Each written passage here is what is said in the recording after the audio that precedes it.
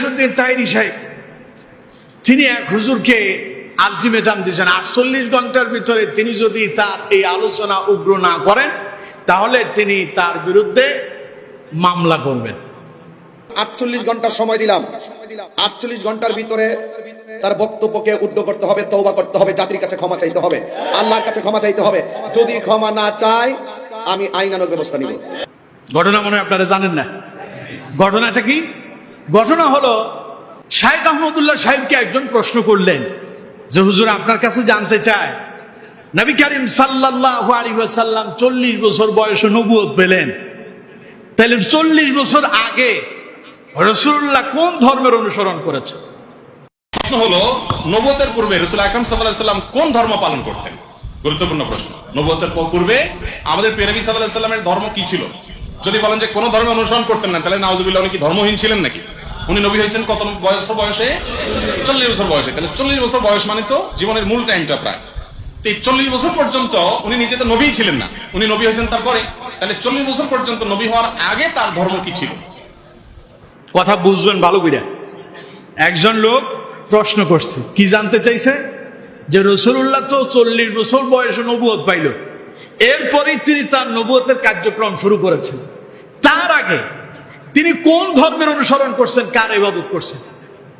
তখন শাইখ আহমদুল্লাহ সাহেব বললেন, প্রশ্নের জবাব দিতে গিয়ে তিনি বললেন যে আমরা জানি রাসূলুল্লাহ 40 বছর বয়সে নবী হয়েছেন, তার আগে তিনি নবী ছিলেন না, তাইলে তিনি কোন ধর্মের অনুসরণ করছেন? কথা বুঝেন কি বললেন? আমরা জানি রাসূলুল্লাহ 40 বছর বয়সে নবুয়ত পাইলেন, তার আগে তিনি নবী ছিলেন না, তাইলে তার আগে তিনি কোন ধর্মের অনুসরণ করছেন?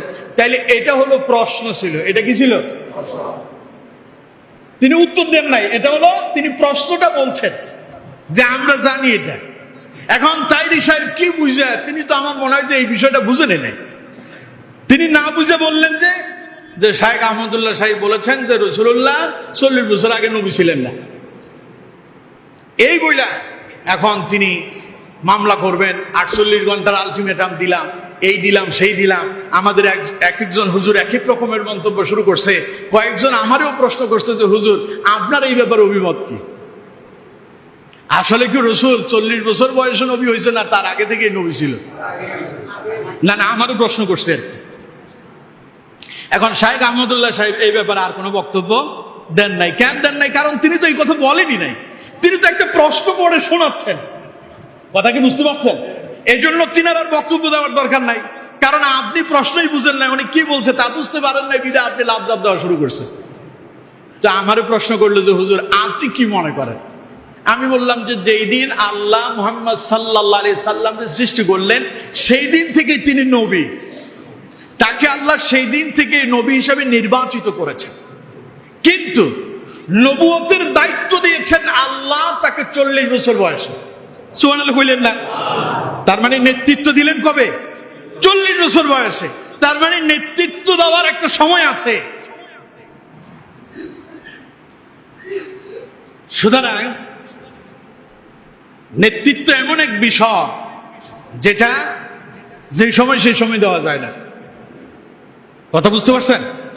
রাসূলুল্লাহ যখন 40 বছর বয়সে নবী হলেন, তারপরে কি হয়েছে? দাওয়াত দেওয়া শুরু করার সঙ্গে সঙ্গে বিপদ আর মুসিবত। চতুর্দিক থেকে রাসূলুল্লাহর হত্যার ষড়যন্ত্র শুরু হয়েছে যে রাসূলুল্লাহর মেরে ফেলা হবে। তার আগে তারা কাফেরেরা রাসূলুল্লাহর খুব ভালোবাসে, আল-আমিন। কি নাম দিল? আল-আমিন, সিদ্দিক, সত্যবাদী।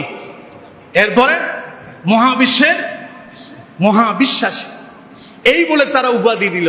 আর রাসূলুল্লাহ যখন নবুয়ত পাইয়া 40 বছর বয়সে যখন নবুয়তের কার্যক্রম শুরু করলেন, নবুয়তের দাওয়াত দেওয়া শুরু করলেন, তখন তারা রাসূলুল্লাহকে কেউ বলল কাজ্জাব, মিথ্যাবাদী, নাউজুবিল্লাহ খান। কেউ বলল রাসূলুল্লাহকে সিহরুন, জাদুঘর, নাউজুবিল্লাহ বললেন না? কেউ বলল মাজনুন, পাগল, নাউজুবিল্লাহ খান। তার মানে 40 বছর আগ পর্যন্ত তারা রাসূলুল্লাহর কি নবী হিসাবে জানে নাই। যেদিন জানলো রাসূলুল্লাহ নবী হয়েছেন সেই দিন থেকে বাধা বিপত্তি শুরু হয়ে গেল। তার মানে নবুয়ত আল্লাহ রাব্বুল আলামিন রাসূলুল্লাহর এমন সময় দিলেন যখন রাসূলুল্লাহ এটা চালানোর জন্য, ইস্তেকামত থাকার জন্য রাসূলুল্লাহর উপরে পরিপূর্ণ অবস্থা তৈরি হয়েছে, তখন রাসূলুল্লাহকে আল্লাহ নবুয়ত দান করলেন। কিন্তু তার আগ থেকেই তিনি নবী ছিলেন, তবে দায়িত্ব 40 বছরে শুরু করেছেন।